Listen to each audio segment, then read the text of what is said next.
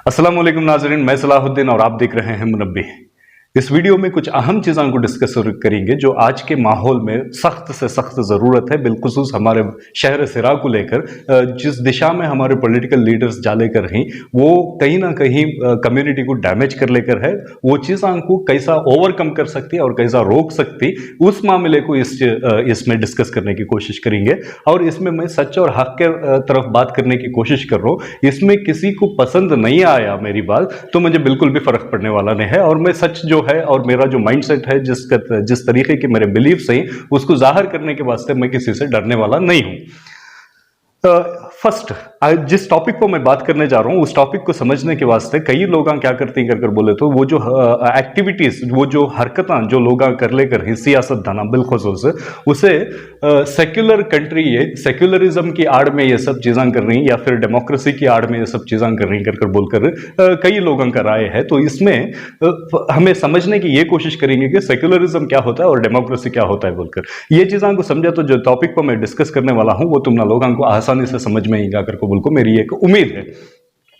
देखो, लफ्ज सेक्युलरिज्म जब कॉन्स्टिट्यूशन ड्राफ्ट हुआ तो पर्टिकुलरली सेक्युलरिज्म बोल को ऐड ऑन नहीं हुआ था। जब भीमराव अंबेडकर साहब कॉन्स्टिट्यूशन ड्राफ्ट कर रहे थे उनकी कम्युनिटी के साथ, तो उस वक्त वर्ड सेक्युलरिज्म ऐड ऑन नहीं था, बल्कि पूरा कॉन्स्टिट्यूशन ही जिस तरीके से ड्राफ्ट किया गया था कि हर एक एंगल में, हर एक एक्ट में, हर एक सेक्शन में सेक्युलरिज्म का मद्देनजर उसका ख्याल रखते हुए किया गया था। तो भीमराव अंबेडकर साहब को वो महसूस नहीं हुआ कि वो पर्टिकुलरली सेक्युलरिज्म को ऐड ऑन करेंगे। लेकिन जब श्रीमती इंदिरा गांधी 1976 में 40 पदों यानी 42वां अमेंडमेंट जो हुआ, कई सारे अमेंडमेंट्स होकर ही वो जो 42nd अमेंडमेंट हुआ, वो 42nd अमेंडमेंट में सेक्युलरिज्म बोल को ऐड ऑन कर दी। तो ये जब अगर हमारे कॉन्स्टिट्यूशन में सेपरेटली सेक्युलरिज्म बोलकर प्रियम्बल में ऐड ऑन किया जाता है। सेक्युलरिज्म का एक डेफिनेशन है। सेक्युलरिज्म का डेफिनेशन क्या है करके बोले तो the principle of separating the state from the religious institution. इसका एक बहुत सिंपल स्टेटमेंट है, इवन तुम्हें गूगल करके भी चेक कर सकती है इसका माना क्या बोलकर। तो इसका मतलब क्या है, जो अंग्रेजी में मैं पढ़ा उसका मतलब क्या है करके बोले तो ये मुल्क का मतलब जो भी मुल्क सेक्युलरिज्म को अडॉप्ट करता है या ऑप्ट करता है, तो वो मुल्क उस मुल्क को अपने आप को सेपरेट करता है रिलीजियस इंस्टीट्यूशन से। कोई मजहबी मुदाखलत के बिना ये मुल्क को एक कॉन्स्टिट्यूशन जो ड्राफ्ट होकर रहा था उसके मुताबिक चलाने के वास्ते सबका ख्याल रखते हुए ये होता सेक्युलरिज्म। डेमोक्रेसी है ये मल्टीकल्चरल और मल्टी लिंग्विस्टिक, मल्टी रेस रहने का मुल्क है हमारा हिंदुस्तान में। इसकी ये खूबसूरती है कि इतने सारे मज़ाहिब और इतने सारे लैंग्वेजेस बात करने के लोग इस मुल्क में मौजूद है। तो हर एक को इक्वालिटी देने का वो सिस्टम को बोलते हैं क्या है करके बोले डेमोक्रेसी। हर एतबार से इक्वालिटी देने का वो होता है डेमोक्रेसी। पब्लिक चुन को भेजना या पब्लिक इलेक्ट कर को भेजना, वो एक डेमोक्रेटिक तरीका होता है। तो ये बहुत सिंपल और आसान तरीके हैं, एक कॉमन सेंस का जरूरत रहता है समझने के वास्ते। तो इसमें कहीं भी ऐसा नहीं होता कि कोई जो हरकत सिरा में हो लेकर है वो डेमोक्रेसी की आड़ में या फिर सेक्युलरिज्म के आड़ में नहीं आता। अभी मुद्दे पर आएंगे क्या हो रहा है करके बोल रहे हो। देखो, बाकायदा हमारा रिस्पेक्ट है, ये वीडियो का इंटेंशन सुधार लाने का है, ठीक है। ये वीडियो का एक पॉजिटिव एंगल ही लेने का एक हमारी तरफ से रिक्वेस्ट है। जो भी लोग रिसेंटली जो भी मजहबी रैलीज, गैर मजहब के रैलीज या अपने मजहब को छोड़कर दूसरे मजहब के रैलीज में इन्वॉल्व होना, या फिर इसकी मिसाल हमें ऐसा स्टार्ट करेंगे कि सेक्युलर कंट्री में कैसा एक डेमोक्रेटिक सिस्टम चलता है बोलकर, और जो लकुम दीनुकुम वलिय दीन जो हमारे मजहब में अल्लाह सुब्हानहू व तआला कुरान में आयत बयान फरमा कर है, तो उसका भी एक चीज ऐसा ही सूट होता है। मैं उसे कोशिश करता हूँ आप लोगों को समझाने के वास्ते। अगर एक मुसलमान है तो उसे पूरा इजाजत है कि उन्हें दाढ़ी रखे, टोपी पहने, नमाज पढ़े और उसके रिलीजियस कल्चरल एक्टिविटीज को अंजाम दे, ठीक है। एक हिंदू है तो उसे इजाजत है कि वो अपने मजहब के तरीके से अपनी जिंदगी गुजारने के वास्ते अपने मजहब को प्रैक्टिस करने की इजाजत है। सेम गोज टू ईसाई, same goes to Jain, same goes to हर एक अदर रिलीजन जो प्रैक्टिस किया जाता है। ये इसकी गारंटी कॉन्स्टिट्यूशन सबको देखो है। यहाँ प्रॉब्लम क्या है करके बोले तो ये खूबसूरती कई को है हिंदुस्तान के अंदर इतने लोगों की, और डेमोक्रेसी का खूबसूरती क्या है करके बोले तो हर एक मजहब वाला हर दूसरे मजहब की इज्जत और कदर करने का है। सेम लकुम दीनुकुम वलिय दिन, अपना दिन हम सूटेबल है, तुम्हारा दिन तुमना सूटेबल है। तो इसकी इजाजत हमना एक हद तक दूसरे मज़ाहब को रेस्पेक्ट करने के वास्ते हमारे कुरान की तरफ से भी हमना नसीहत मिलती है। और नबी सल्लल्लाहु अलैहि वसल्लम, एक वाक़या है जो सबसे मशहूर वाक़या है, सबको मालूम है। एक यहूदी का जब जनाजा जाता है तो वो जनाजे की रेस्पेक्ट में नबी सल्लल्लाहु अलैहि वसल्लम उठकर खड़े होती। तो रेस्पेक्ट दूसरे को करना, चाहे वो मुसलमान हो, हिंदू हो, क्रिश्चियन हो, दलित हो या जो भी हो, उनका रेस्पेक्ट करने का हमना हमारे टीचिंग से भी मिलता है। और ये एक डेमोक्रेटिक कंट्री का खूबसूरती भी ये है कि हर एक मज़हब की एक दूसरे की रेस्पेक्ट करने की तालीमात देता है। अच्छा, यहाँ मेरा नाराजगी जताने का एक मकसद क्या है, एक इरादा क्या है, और कई को मैं ये चीज़ों को इस वीडियो में डिस्कस कर रहा हूँ कर बोले तो ये जो नाटक चल रहा है ना, ये एक्सेप्टेबल नहीं है। क्या नाटक? दूसरे के मज़ाहिबी रैलीज जो निकल रही हैं, जो यात्रा निकल रहा, उसमें जाकर नाटक करना, ठीक है, उसे डेमोक्रेसी का नाम देना, उसे सेक्युलरिज्म का नाम देना, ठीक है, ये एक्सेप्टेबल नहीं है, कोई भी एंगल में एक्सेप्टेबल नहीं है। अगर तुम्हें इंडिविजुअली कर रही, ये सेक्युलरिज्म का आड़ ले रही तुम्हें, तो वो सेक्युलरिज्म के डेफिनेशन में काम भी सूट नहीं हो रहा है। और तुम्हें इंडिविजुअली कर रही कर को बोले तो तुम्हें रिप्रेजेंट कर रहे हैं, तुमने इलेक्टर को भेज को है सो पूरी एक कम्युनिटी, ठीक है, उसका नाम भी तुम्हें बदनाम करने की जरूरत नहीं है। उसके नतायज में तुम ना रिवर्स में क्या मिला करने का भी मिलाद का झंडा जले के बाद तुम्हें मालूम हुआ रहेगा, ठीक है। और रिलीजियस नारे मारने के वास्ते, हर एक रिलीजियस नारे को प्रोक्लेम करने के वास्ते, इकरार करने के वास्ते हर एक को गुंजाइश है।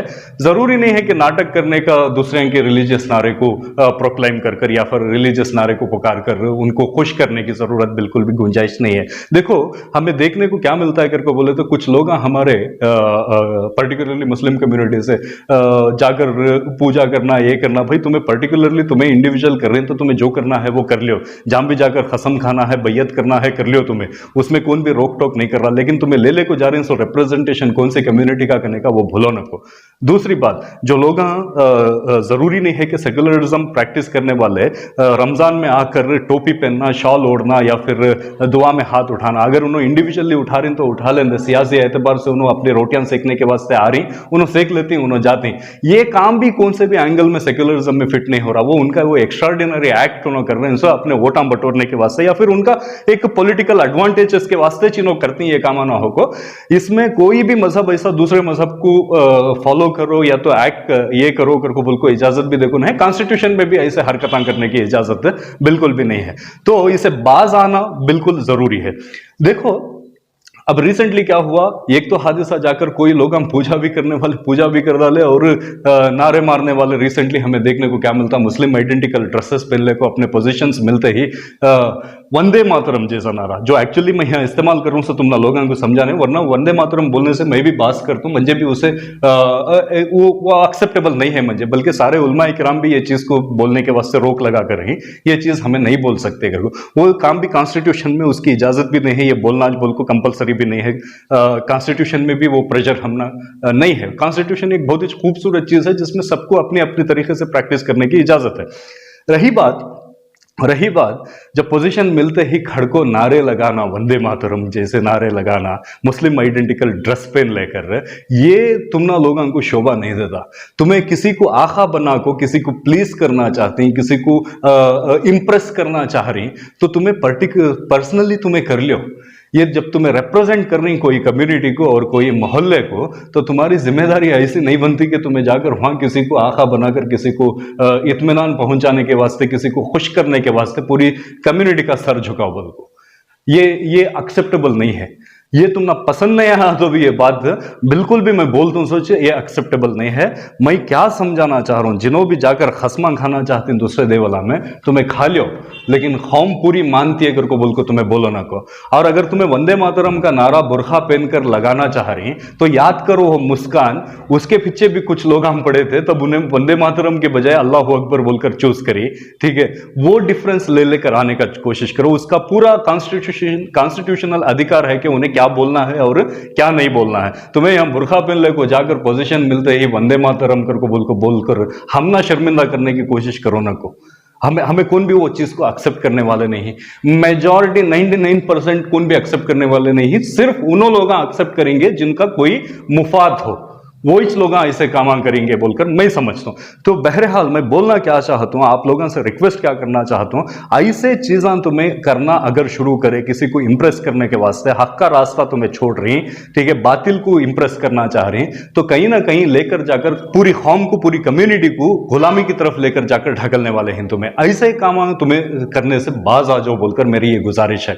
और सबसे अहम टॉपिक क्या कर बोले तो उलमाए किराम से मेरी एक गुजारिश है, ऐसे इश्यूज जब भी होती हैं तो ऐसे इश्यूज को, ऐसे सब्जेक्ट्स को तुम्हें जुम्मा के खुतबात में लेकर आओ। तुम्हारी खामोशी कई को है बोलकर मुझे समझ में नहीं आ रहा। जब ये हुआ रैली का इंसिडेंट, इसमें जो हरकतें हुए, इसके बाद उलमाए किराम कोई भी मुंह नहीं खोले, तो मैं अफसोस कर रहा था कि आखिर हुआ है क्या, आखिर खामोशी की वजह क्या, डर क्या तभी वजह है क्या, जॉब की गारंटी जारी करने का क्या तभी वजह है क्या।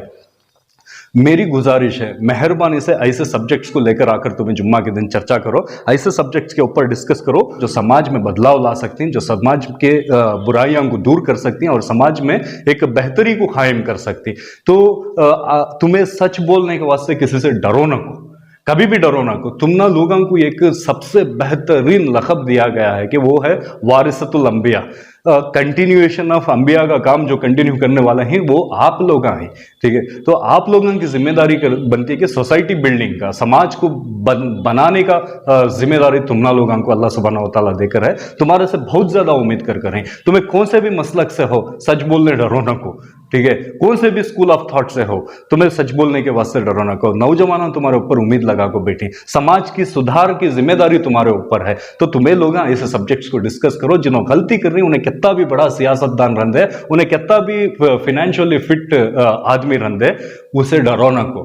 उन्हें गलत कर रहा ले जाकर पूरी कौम की नाक कटाने के हरकत कर रहा अगर को बोले तो उसे बाकायदा तुम्हें बोलो ये गलत, ये एक्सेप्टेबल नहीं है करको। और नौजवानों से मेरी गुजारिश, जिन्होंने वावागिरी कर ले को फिर रही, ऐसे हरकतें करने के बावजूद भी उनके साथ मिलने को, ये इससे बाज आ जाओ। तुम्हारी जिम्मेदारी क्या बनती है मालूम, तुम्हें साथ रहो और उनको गाइड करो, ये सही ये गलत करने का उनको दिखाओ। हो सकता है इंसानों से कुछ ना कुछ गलतियां हो जाती, तो तुम्हारी जिम्मेदारी जिन्हों भी फ्रेंड सर्कल सुन के रहते हैं, पॉलिटिकल लीडर्स के या फिर दूसरे लोग जो कुछ भी ऐसे हरकतें कर रही हैं, उन लोगों को सजेशंस दो, ये एक्सेप्टेबल नहीं है, ये चीज की गुंजाइश हमारे में नहीं है, तो ये चीज से बाज आ जाना बेहतर है बोलकर इन लोगों को राय मशवरा करो, तब हो सकता है उनमें भी सुधार आता है। तो मेरी भी गुजारिश, जिन्हों भी नारे मार कर रही कल नहीं परसों, जितने भी साथ में खड़को वो करी, उनको भी बोल रहा हूं कि ये चीजों से बाज आ जाओ। ये तुमना शोभा नहीं देता, ये लीडरशिप नवे है। तुम्हें ऐसा समझ को बैठेंगे तुम्हारा पोजीशन बाकी रहेगा बोलकर, ऐसा होने वाला नहीं है। जब तक तुम्हारा सेल्फ रेस्पेक्ट तुम्हारा